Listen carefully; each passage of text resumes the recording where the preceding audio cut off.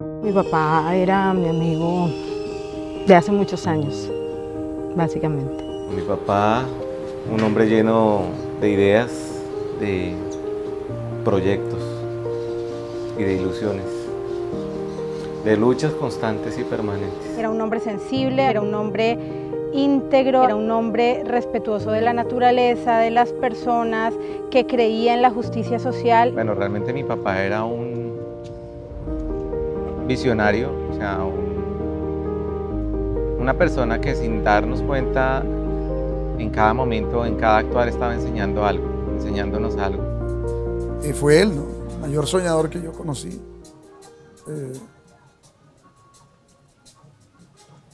Fue Carlos Eduardo Caicedo. Carlos Eduardo Caicedo, padre, abuelo, esposo, educador, intelectual, soñador, humanista, ambientalista, defensor de los oprimidos, luchador incansable, revolucionario consecuente y hombre de principios. Eduardo, o Dado, como lo conocieron en su infancia, nació el 22 de julio de 1938, en el corregimiento de Buenavista, municipio de Distracción en La Guajira, que a su vez en ese entonces era un corregimiento de Fonseca. Hijo de Carmen Caicedo, quien lo crió y educó junto a su esposo Miguel Pimienta, padre de sus otros 8 hermanos. También tuvo como figura paterna a Luis Ramón Caicedo, hermano mayor de su madre. Aprendió de él, de Carmen y de sus otros familiares, el valor del trabajo y el ejemplo para salir adelante. Vivió una infancia y adolescencia feliz en el campo, en el seno de una familia liberal, inmerso en el folclore y las costumbres del Caribe. Siempre supo que el camino era la educación. Por eso, al terminar su bachillerato, decidió postularse para tener una beca en la Normal Agrícola de Buga. Él había buscado una beca para irse a estudiar en la Normal Agrícola de Buga y la carta se demoró un tiempo en llegar. Sus compañeros de La Guajira que iban a estudiar también allá habían salido como 2 meses antes por tierra, se atollaban en el camino, no había carreteras. Y la carta llegó tarde, entonces lo enviaron en avión, pero en los aviones de aquella época pues se hacía varias escalas, llegó a Barranquilla, llegó a Bogotá, llegó a Cali, se demoró como una semana en llegar de avión en avión. Pese a los contratiempos, con la llegada de la carta de aceptación, Carlos Eduardo logró atravesar el país para empezar sus estudios y desde ahí reforzó su amor por la naturaleza, la educación y el liderazgo de las causas justas. Se graduó en Buga en 1959 como institutor agrícola, adquiriendo conocimientos integrales en agricultura, ganadería y pedagogía. Estudios que le permitieron acceder a su primer empleo como director de la escuela primaria La Felida en Cali, en el año de 1960.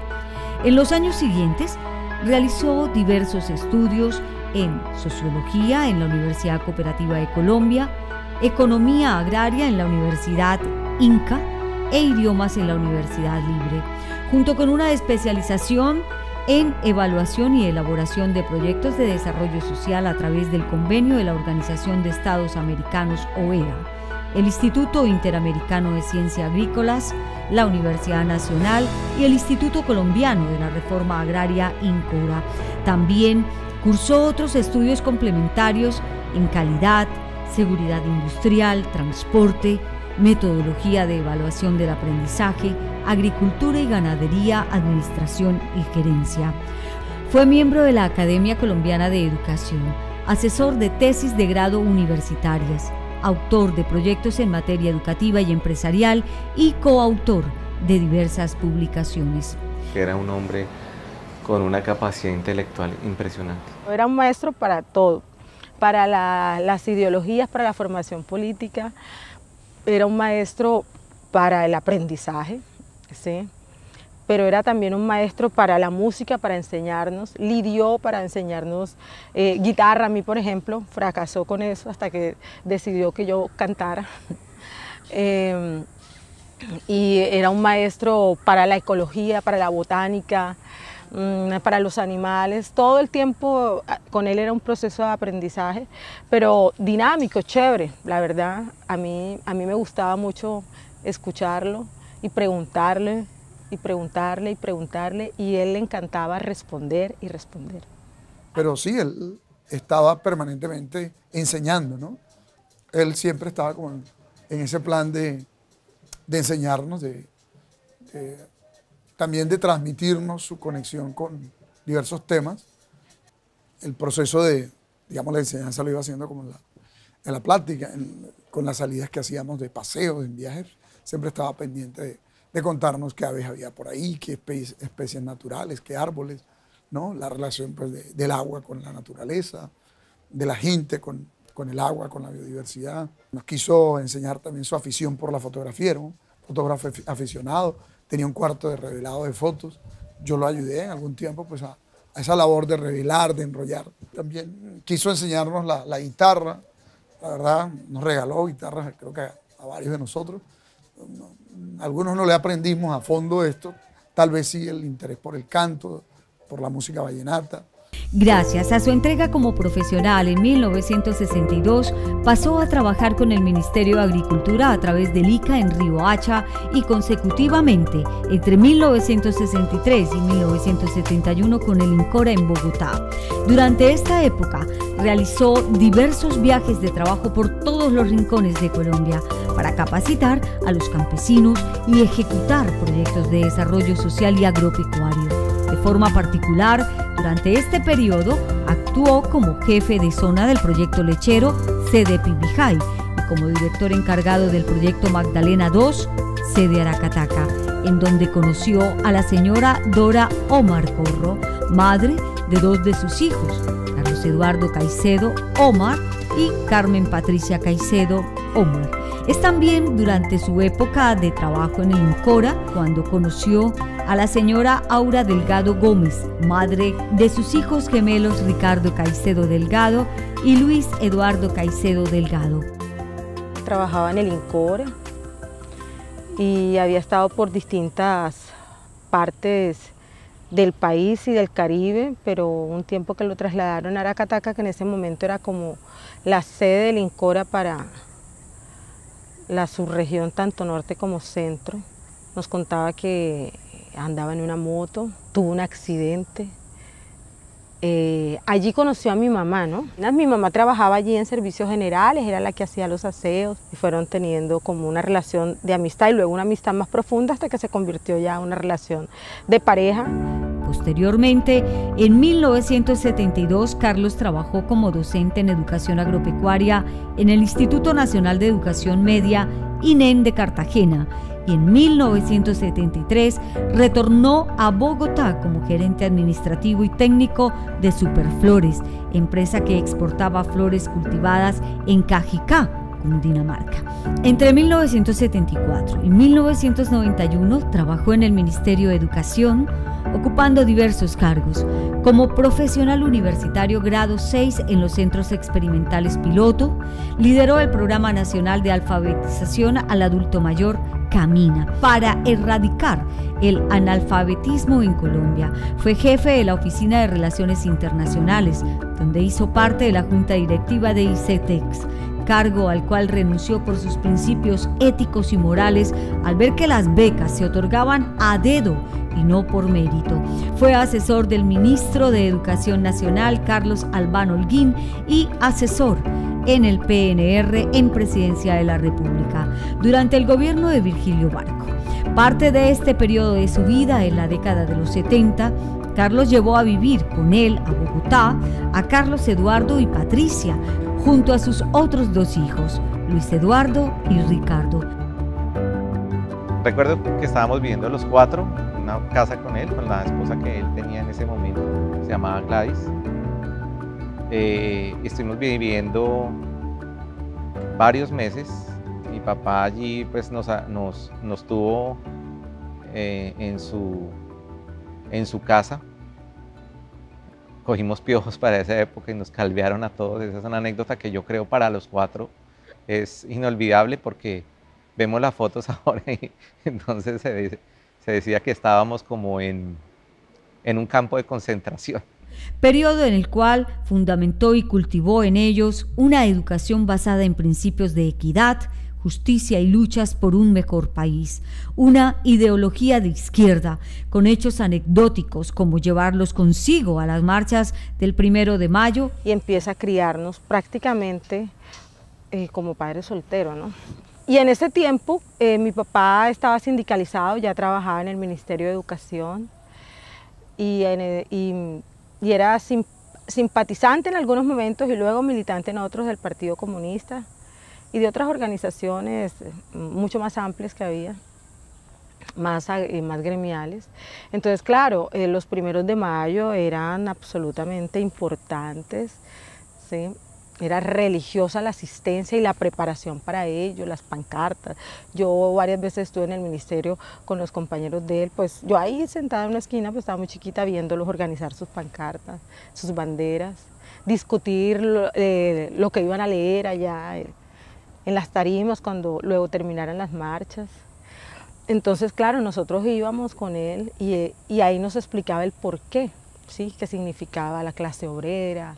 ¿Qué significaban los patronos? ¿Qué significaban los sindicatos? ¿Qué significaba marchar? ¿Para qué servía? Siempre para el 1 de mayo mi papá decía, hay que marchar, hay que salir a luchar, hay que salir a protestar, porque los derechos del trabajador son vulnerados por el gobierno y es un día importante porque se promulgó ese derecho al trabajo. Posteriormente, en la década de los 80, conoció a la señora María del Socorro Ortega Mazorra, quien fue su esposa y madre de su última hija, Ana María Caicedo Ortega. Era un hombre supremamente sensible y que se conmovía como por los desfavorecidos o quienes estaban en condiciones más difíciles, y en gran medida en eso se fundamentan también sus luchas. Entonces desde ahí uno también puede evaluar como el nivel de ética que él nos inculcaba. Es como luchar siempre porque los más desfavorecidos tengan mejores condiciones, luchar siempre porque uno mismo pueda seguir prosperando y pueda ayudar a prosperar a los que están a su alrededor y a su comunidad. Sin duda alguna, pues mi padre fue definitivo en aportar una serie de ideas que estructuraron mi forma de ver el mundo, ¿no? Y mi compromiso con la causa de la transformación de la sociedad. Pues me hizo un extraordinario aporte en su capacidad crítica, analítica, ¿cierto? En la relación que hay entre educación y compromiso. Como resultado de su exitosa carrera profesional, en 1991 fue llamado a trabajar con Intercol del Cerrejón, en La Guajira, como gerente operativo de la empresa de transportes y posteriormente como gerente operativo de la empresa de seguridad y protección de la mina, en donde permaneció hasta el 2002. Las 2 décadas siguientes de su vida se dedicó principalmente a sus emprendimientos personales y a apoyar y asesorar los proyectos de sus hijos. Posteriormente, luchó incansablemente por materializar su proyecto de ecoturismo educativo ICCHI en El Horno, La Guajira. Ganó un premio de Capital Semilla con este proyecto. Puso en él todo su empeño, dedicación y compromiso. El proyecto para mi papá fue muy importante. Fueron sus últimos 30 años, creo yo, dedicado a ese proyecto. Él siempre tuvo la idea, logró conseguir un terreno en La Guajira. Porque lo que él quería de esto era justamente que los estudiantes de diversos niveles educativos pudieran realizar estudio no solo teórico, sino práctico en sitio, en este lugar que él quería acondicionar, particularmente en El Horno, que es una ranchería en La Guajira, y él quería que ahí desarrollaran sus capacidades vocacionales de acuerdo a lo que a ellos les interesara, y que entendieran que la biología, el medio ambiente, la naturaleza son tan diversos que no solo cuando estás rodeado de verde, de páramo, estás en medio de naturaleza, sino que condiciones semidesérticas como las del Horno también implican una biodiversidad y un montón de temas ecológicos que son supremamente relevantes y que también pueden generar condiciones económicas, turísticas óptimas para la gente que resida en esa región. Le fue llevando a gastar mucho tiempo y bueno, iba recogiendo por todas las partes de Colombia que visitaba, no solamente animales y especies naturales, sino también experiencias, ¿sí? Y modelos que quería aplicar en esta aldea ecoturística que se imaginaba podría ser el horno allá en La Guajira, cerca de Riohacha. Inicialmente lo llamó Centro Ecoturismo Educativo El Recreo. Posteriormente, Ixchi, palabra en guayunaiki, buscaba poder construir en este lugar, en esta ranchería camino a Riohacha, un espacio donde los estudiantes de todos los niveles aprendieran sobre el medio ambiente de la región, sobre su potencial ecológico y económico, donde pudiesen desarrollar competencias vocacionales. Planeaba tener un museo antropológico y uno del mar, representaciones de la arquitectura de las etnias de la región Caribe y que fuese un lugar para practicar el ecoturismo. Él allí quería que los niños conocieran cómo era una granja, ¿sí? Que aprendieran el afecto por la tierra y por todo lo que producía la tierra y por todo lo que habitaba también sobre el planeta, pero que además que entendieran cómo se debían relacionar con ellos. Ese era un poco el proyecto de mi papá, el relacionamiento de los niños a nivel educativo, a nivel formativo, con el medio ambiente, con el medio natural y con la tierra y con lo que podía producir. De igual forma, asesoró, acompañó y le dio sustento ideológico a los proyectos políticos, académicos, personales y profesionales de sus hijos. Fue el mayor orgullo y un ejemplo de vida para Ana María. Su ideología se la debe a él. Fue un padre presente en todas sus etapas, quien la apoyó en sus viajes por el mundo, sus estudios, decisiones y en querer volar aviones. Con ella construyó proyectos de desarrollo y emprendimiento. Fue su maestro, su forjador de carácter, su hoja de ruta, su persona favorita, el más elocuente contador de historias, un ser revolucionario, un hombre de ideas, de coherencia, de sensibilidad, de sueños, una mente brillante. Le faltaron cosas por hacer y por materializar, por verlas materializadas y decir sí, lo logramos, sino porque él, si materializaba una, seguía con otra, o sea, era como un adolescente, o sea, saliendo a la vida todo el tiempo tenía un plan. Siempre voy a recordar a mi papá como un hombre visionario, un hombre intelectual, lleno de ideas, de una capacidad mental asombrosa. A pesar de que era un hombre mayor, era completamente vivaz y lleno de proyectos, y sobre todo en esta etapa final de su vida, tenía proyectos conjuntos con todos los hijos. Y el hecho de que, hombre, hasta sus últimos años él estuviera como pensando en cómo arreglar el mundo, cómo arreglar la sociedad, cómo arreglar este país. En la vida de Patricia, Carlos fue su mayor consejero. Todo se lo consultaba por más mínimo que fuese. Fue un padre cómplice, un mejor amigo, un apoyo en todas sus decisiones. Fue quien le enseñó a armar la naturaleza, el valor de la lectura, de los viajes y a ser una mujer firme, autónoma, con criterio y capaz de construir su camino. Fue un padre tierno, comprensivo y cariñoso, compañero de parrandas que le enseñó a ser resistente en la vida y a amar la patria, a luchar por lo justo y a dar la batalla hasta el final. Para Ricardo, fue un apoyo desde el punto de vista moral e ideológico, posibilitando el libre albedrío, pero asesorando en la toma de decisiones si se le consultaban. De forma práctica, a través de sus regalos de infancia, cultivó en él el amor por uno de sus hobbies, los carros. Le enseñó el valor del estudio como principio rector del desarrollo e inculcó en él el amor hacia los hijos, sus hoy nietos. Fue un padre que siempre lo apoyó en sus proyectos, estuviese de acuerdo o no, siempre manifestando estar orgulloso de los logros de sus hijos. Para Luis Eduardo, Carlos fue un padre que se enfocó en inculcar grandes valores, especialmente el respeto por los demás, la justicia social y la verdad. Para él era indispensable ser honesto y transparente. Siempre estuvo encauzándolo en su camino, dándole consejos y guías de cómo ser mejor persona. Lo recuerda como un hombre adelantado a su época y a los resultados de las situaciones, un hombre que siempre sabía cómo actuar en los momentos más críticos. Carlos Animó a su hijo Carlos Eduardo en sus estudios en el interés por el folclor vallenato, el gusto por los viajes y los libros, en su compromiso por la conquista de un país con dignidad para las mayorías. Lo motivó cuando éste asumió a temprana edad la creación de un comité cívico en el barrio Tayrona y la articulación a las luchas cívicas en su vinculación al Consejo Estudiantil del Liceo Celedón. En las luchas universitarias, en la Nacional y en la vocería de paz de la CRS. Lo acompañó cuando éste se postuló a la alcaldía de Santa Marta y se vinculó al movimiento Fuerza Ciudadana, apoyando con orgullo desde La Guajira en la candidatura presidencial por firmas y luego en la campaña a la gobernación.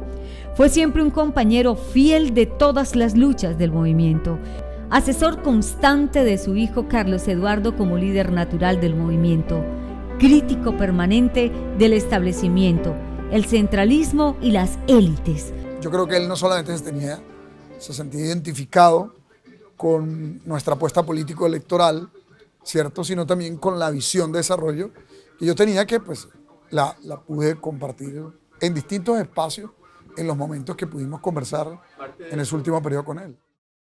Me siento muy contento y muy feliz porque finalmente mi hijo, que promovió este proceso para hacer una gran coalición y derrotar a esta clase dirigente que más del 65% de colombianos detesta y explica el abstencionismo que existe. Era un hombre de izquierda.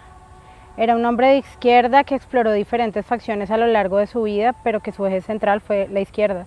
Bueno, mi papá, como un animal político y contestatario, ¿sí?, pues que además estuvo en varios partidos y los vio crecer y participó de esos procesos fundacionales, pues también decía que había que refrescar un poco más la política, pero debía ser de izquierda, ¿sí? Que la única forma de enfrentarnos a un Estado que durante 200 años nos había empobrecido era con la política, pero tenía que ser con formación ideológica clara y de izquierda. El movimiento lo crea Carlos Eduardo hijo, pero yo siento que en gran medida para que él llegue a ese punto de poder unificar esta fuerza ciudadana, hubo un trabajo previo de toda una vida de mi papá de inculcarle unos valores y una ideología en pro de la gente. Durante todo el transcurso de su vida, Carlos lideró y participó activamente de diferentes procesos sociales, sindicales, agropecuarios, educativos, de construcción colectiva principalmente a nivel nacional, pero también en articulación con otros países de Latinoamérica, por donde viajó, aprendió y replicó las experiencias positivas para construir un mundo mejor. La política es para que la gente viva feliz. ¿Por qué la gente no es feliz? Porque hay desempleo, ¿por qué no hay maquinaria? ¿Por qué no hay buenos servicios? ¿Por qué no hay alcantarillado en las fincas? ¿Por qué no hay pozas sépticas? ¿Por qué ustedes no tienen la plata para la cría de los pollos? Porque ha habido malos gobiernos, tanto del nivel nacional como a nivel departamental y a nivel municipal. Es la razón, ha habido mal uso de la política. Me duele el alma que se fue teniendo muchas cosas que hacer y que en esos días que estuvo enfermo estuvo pensando y desesperado porque el tiempo pasaba y no habíamos hecho esas cosas. Los últimos días en la clínica, él tenía la idea de que montáramos un grupo vallenato, porque a mí como me gustaba tanto y a él también, yo estuve ensayando con unos amigos de él. Entonces me decía, ahora que salgamos de esto, vamos a montar un grupo.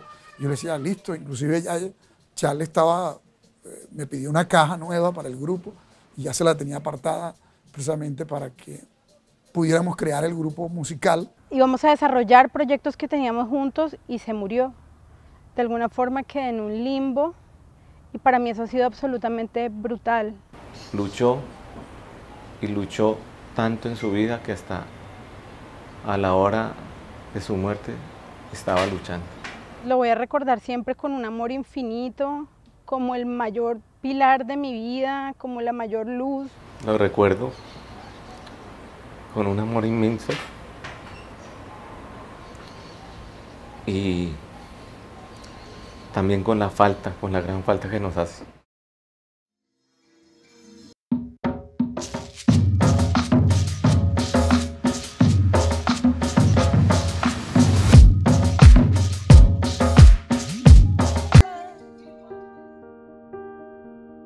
Yo sí me quedé sin mi persona favorita en el mundo, lo voy a recordar siempre con amor profundo y lo voy a extrañar infinitamente. No le dijera nada si lo tuviera aquí conmigo, nada especial, sino trabajar, escucharlo, tomar un trago con él y hablar horas y horas y horas hasta que amanecía con él. Le diría, papá, creemos el Grupo Vallenato, la fundación con sus hijos, la cooperativa, el proyecto ecoturístico, la granja integral y la apuesta presidencial. Todo esto se nos quedó. Tierra, tierra morena, donde nace el nariñense. Tierra, tierra morena, donde nace el nariñense. Que lo voy a amar por siempre, por toda la eternidad, que quisiera que nunca me faltara. Lo recordaré como con el amor que nos tenía. Siempre lo llevaré en mi corazón. Papá, me faltó decirte cuánto te amo. A partir de este momento, todos pueden hacer lo que quieran. Holgorio, amor, derroche, las cosas hermosas de la vida, como es gozar. Si gozamos en la vida y disfrutamos de la vida, vivimos más tiempo. Por siempre Carlos Eduardo Caicedo, soñador irredimible, luchador inspirador e incansable. Gracias por tus luchas, tu abnegación, tu compromiso y entrega con el medio ambiente, con la educación y con las causas justas. Hasta la victoria que creíste posible.